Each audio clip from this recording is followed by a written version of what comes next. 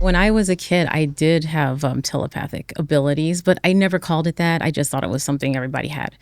And so I was able to know what people were thinking and know what they were going to say and know how they were going to react. I remember knowing that. And at first, I wondered why adults, to me, I thought it was just adults that weren't reading each other's minds. And I remember thinking, coming to the conclusion, maybe when you become an adult, you can't do it anymore. So I was probably like 4. I hadn't gone to school yet. And I remember thinking, okay, so I'm probably going to lose it when I become an adult. So I'll get okay with that. But when I went to school, I noticed the other kids weren't doing it either. Like I remember wondering, like, why aren't they just knowing what each other's thinking? It's so obvious. And so for a while,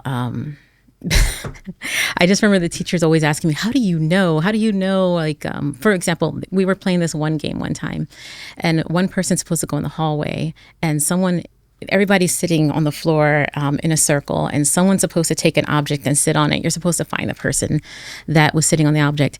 And I remember when it was my turn, I went out there. I'm like, it's so obvious who it is. The person, right? It's the person's thinking about it. They're scared. They're afraid of me to pick on them. Every single time I knew it.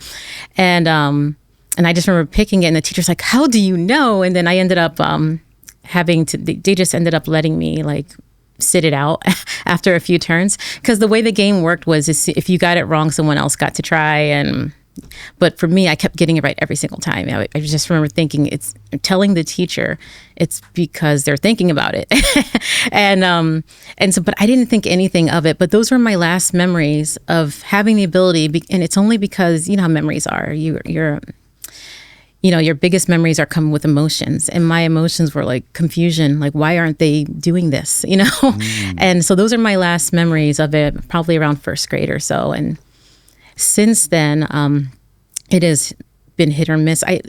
In fact, my idea of telepathy, I feel like telepathy, like what my daughter can do. So my daughter's Lidu, and what she can do is like what you think. I didn't even think that was a real thing. like I've always been into the spiritual realms since I was a little kid. I was always meditating and always going to holy places since I was a little kid, going by myself sometimes. And but what my daughter can do with her telepathy, I feel like I never really believed in telepathy because what she can do blew me away. It's like stuff from TV, like stuff that you would never think is real. I guess what I thought telepathy was before my daughter started to open up about hers was you kind of sensing what they're feeling and then projecting your ideas onto it. That's what I kind of thought telepathy was. It's confusing. Mm-hmm. But yeah, when I was a kid, I definitely had something more like my daughter has. And this was in Utah when you grew up? Did you grow up there? No, I grew up in South Jersey. Oh, South Jersey. Mm-hmm. Oh, wow. Yeah, I went to Utah when I was 18 to go to college. So. Okay. And so, like, what was it like during the time growing up and this ability starting to atrophy? Were you paying attention to it? Did you notice, was it all of a sudden, like one day it didn't work, or what was that like? I never noticed it turning off. I just kind of went on my life and didn't notice it until my daughter came out. I'm like, wait a minute, I remember being able to do that. Wow. So it's just something like I just went on with my life. It's because I was so young. It's just kind of life moved on. I also had the ability to hear, I don't know who I was hearing some kind of spiritual helpers talking, and I could hear them audibly. And that was another thing that kind of just turned off without me noticing. I have a couple of memories of me talking to them, and I remember linking them to family, thinking they have my best interest in heart, listen to them. I remember talking to them out loud, and I remember one of my aunts walking in and looking worried and saying, "Who are you talking to?" And so again, because an emotion is attached to that memory, I remember thinking I must be doing something weird. So I just told her nobody, and I don't have any other memories after that. But I do remember doing that as a kid too. Interesting. Yeah. And you had a very a pretty normal childhood. There was nothing abnormal about your childhood or anything like this? You weren't diagnosed with any of these conditions? No diagnosis or anything. But yeah, as far as me, I've always been into meditation. I've always gone to holy places. I've always felt like I had a connection with the other side and God. And so you grew up religious? I didn't really go to church. Well, my family didn't really go to church, but I did. Interesting. Like it's because I recognized the energy of the holy building. So I really like the energy. I remember looking at the priests and everyone talking and thinking, it's really sweet what they're trying to do, and thinking there's a huge difference between these men and God. But it's really sweet what they're trying to do. And I love the energy of this place. And so I remember thinking that as a kid as well, and going there by myself a lot. And I'm like 4 years old going to these places just because I like the energy. And I stopped in my 20s, and like in my teenage years, I still went, but I stopped in my 20s for a while. And then when my daughter came around, talking about her telepathy and stuff, we started going back because she likes the holy atmosphere as well. But going back to your question, how it started for me. So when I was a little kid, there's so many things. But when I was a little kid, I remember getting visions of the type of work I was going to do. And I always saw myself healing, laying on of hands, but I was wearing Asian garments. And I remember thinking that was confusing.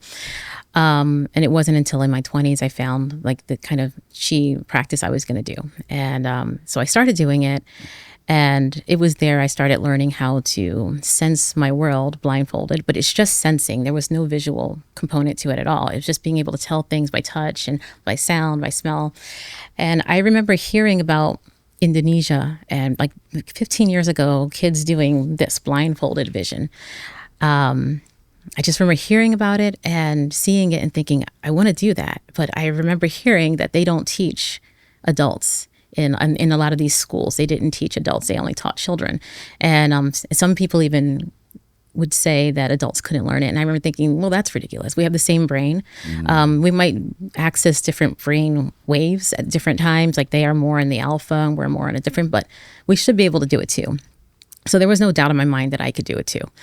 And but I never actually went into it until I had this weird spiritual experience.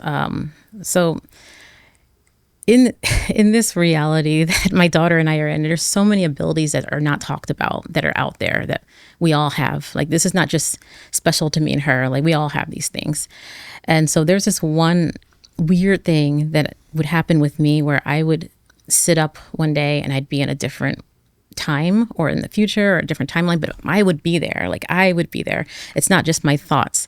So I remember sitting up one day and one of my daughters was in my bed in this timeline I sat up in, and I had a blindfold on, and I was seeing the entire room with the blindfold.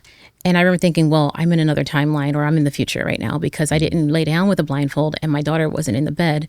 So I know I'm in the future or a different timeline. I don't know what to call it, but that's, and so I remember thinking this must be important. Then this must be an important thing for me to pay attention to. Then later that day, I decided to grab my blindfold, do a lying down meditation, and my daughter climbs into bed, and I'm thinking, I wonder if it's going to happen. So I do my meditation, and I sit up, and exactly the same thing that had happened earlier that day happened. And so I saw the entire room, and I remember thinking, okay, I need to learn how to do this all the time. And after that, for 6 months, I was walking around with, I have a bunch of blindfolds here. I was walking around. For people that are listening and not watching, Dalia has brought like 4 or 5 blindfolds with her. Yeah, so it was this one. Okay. So I walked around for like 6 months with this, and I called it the dark walk, and I was trying to figure it out. And so I'm walking, and all I see is pitch black for like 6 months. But I was able to get around. It was the coolest training for myself, and I would do it every day for about like 20 to 30 minutes of just walking with a blindfold on. Outside? Inside. Okay. And I remember I couldn't see even a speck of light. I couldn't see colors. I couldn't read at all, but I could easily see all the outlines in the room, and I could see my hand, like the outline of my hand in front of my face. So I was able to get around the house. I was able to open up the doors because I would see where everything was. And I thought it was so cool. It was just the outlines. It was kind of like looking at an ultrasound or something. It was like sound. And if I tapped on something, I would see it even more. It would just appear even more. And so it was the coolest thing.